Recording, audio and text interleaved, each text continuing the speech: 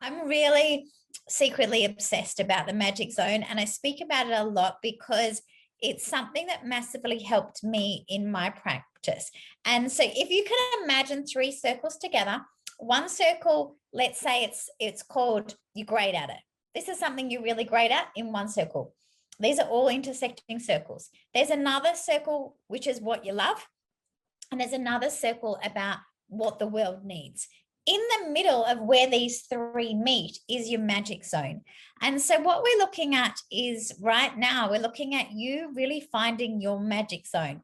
Because if you're really heavy in one circle, or even where two circles meet, but you haven't got a balance of three, I don't believe that you have a sustainable business. And I can speak about that from my own life and what happened for me. So for me, where you got two circles, one is you're great at it. So for me, I was really, really great at helping people heal. That was something that I was really excellent at it. And there was a time in my life that I was excellent at that. I loved it, and the world needed it. The world needed it because they were in pain, they were stressed, they were suffering. I was really good at it because I became a master. I became that I practiced and I practiced, and I went to every seminar. I went to like 5 seminars a year. I went trained to become an absolute master. I was great at it. The world needs it, and I loved it, and people could feel it. So I was in my magic zone. And while I was in my magic zone, everything worked. It was not a job for me. It was part of my life. I loved being at my practice. Everything was perfect.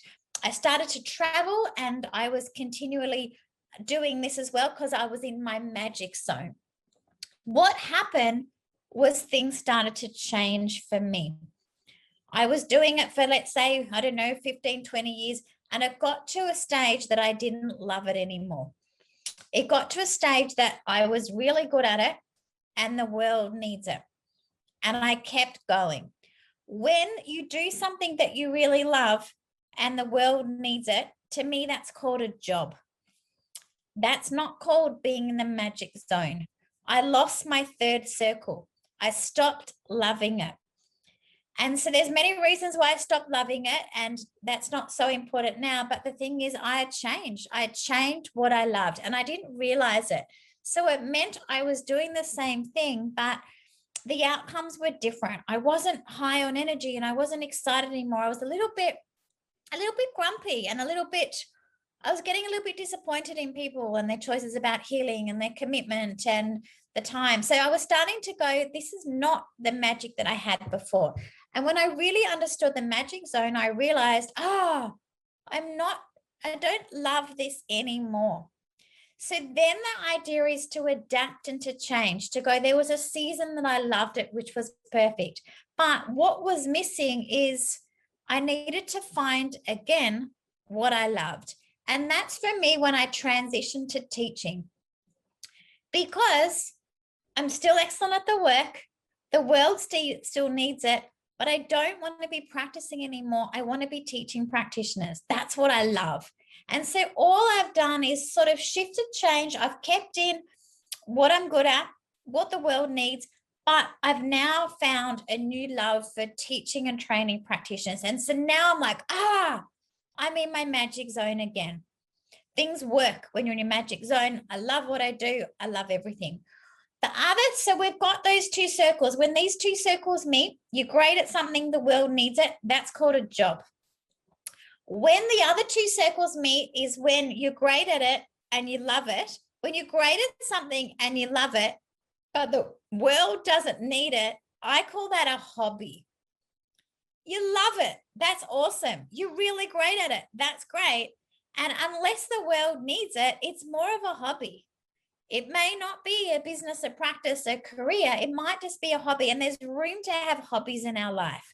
But you can see when you combine what you're great at and what you love with what the world needs, it becomes every part of it. That becomes a magic zone because you're not missing any part. The world needs it. The other two circles you've got is you love it and the world needs it.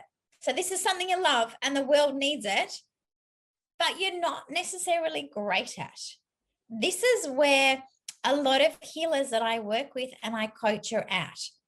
The world needs it. They love it, but they're not necessarily masterful. And that's where the work comes in. And that's where people can be in the biggest growth. It doesn't mean you need to dump it. It means that what do you need to do to be great at it, to be masterful, because then you're in the magic zone. And with all of these 3 circles, it's really about where's the growth and what do we need to do to expand to get into that magic zone. And so what really helps for me is writing lists. So what I do is I get a list. I say, like, great at it. What am I really great at? I write a list, all the list. I write a list of what I love, big list, and I write a list of what the world needs. And so then I look at what is common in the 3. You could do this a different way. You could actually list out all the things and then have 3 columns next to it. I'm great at it, tick. I love it, tick. The world needs it. Ah, shit, that's a hobby. Next thing, the world needs it, tick.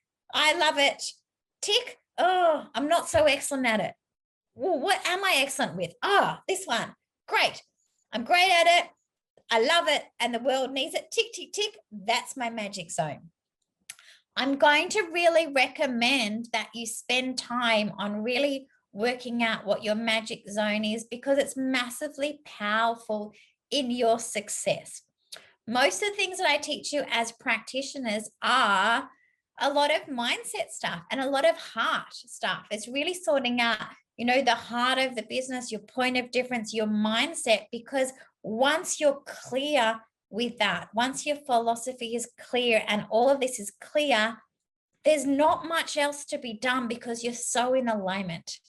And knowing what your magic zone is, or looking at if there's areas that you're like, I've got to really pump up this other circle because I love this, the world needs it, but I'm not excellent at it. But you know what? I can be. So I'm going to work on that. Or I'm great at this thing, I love it, but I'm not sure if the world needs that. Then what does the world need? Like, really tune into what does the world need? What are they asking for? So then you can create your service to actually meet them.